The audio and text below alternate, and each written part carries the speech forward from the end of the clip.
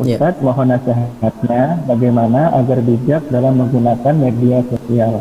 Karena saat ini, bagaimanakah hukumnya dengan hal ini? Banyak yang menuduh seorang wanita yang baik-baik, kemudian karena kebenciannya, ketidaksukaannya, ia menuduh di media sosial dengan tuduhan-tuduhan yang tidak pernah ada buktinya. Bagaimanakah dengan hal itu, Ustaz? Baik. Seorang muslim dia sebaiknya bersikap cerdas dalam bermedia sosial. Seorang muslim, seorang muslimah, dia harus bisa memfilter, punya filter, punya sifat muhsanah tadi. Jadi dia tidak bermudah-mudahan, terkhusus seorang muslimah ya. Kalau seorang muslim ya masuk dalam bagian daripada nasihat ini, tapi terkhusus bagi seorang muslimah, dia harus memiliki sifat ihsan, muhsanah. Dia bisa menjaga kesucian dirinya, kehormatan dirinya. Artinya dia tidak bermudah-mudahan untuk berselancar di media sosial.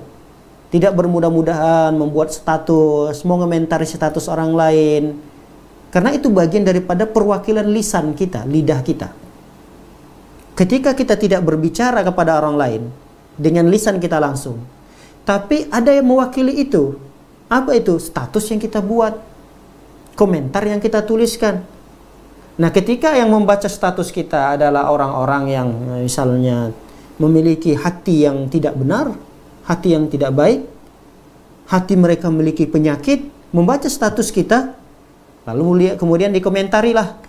Dikomentari setiap bikin status, ya, si akhwat tadi, si muslimah tadi dikomentari, bikin satu lagi dikomentari oleh laki-laki yang sama. Kemudian intensif komentar-komentar tersebut. Masuklah pada japria, jalur pribadi, masuk komunikasi itu melalui jalur pribadi.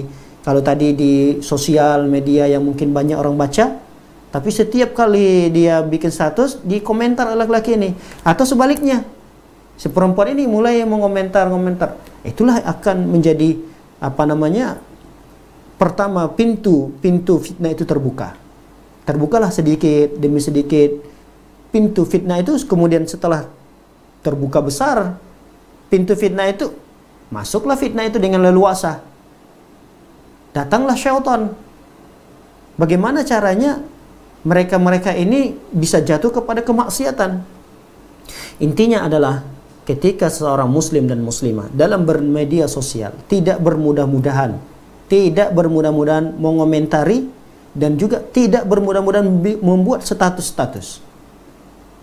Nah, sebaiknya apa yang dia lakukan? Sebaiknya yang dia lakukan tetap berada di rumah.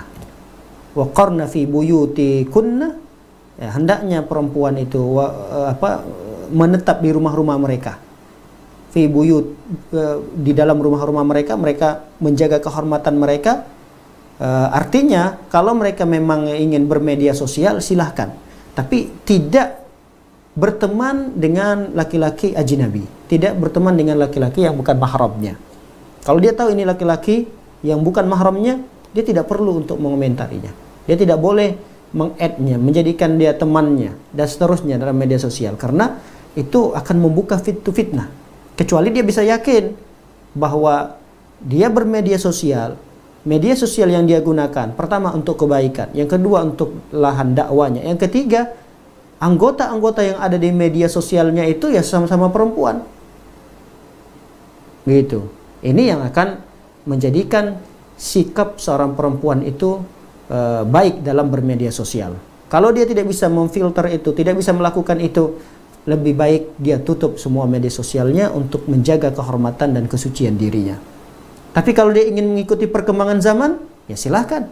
Tidak ada masalah, hukum asalnya boleh mengikuti perkembangan zaman. Hukum asalnya boleh.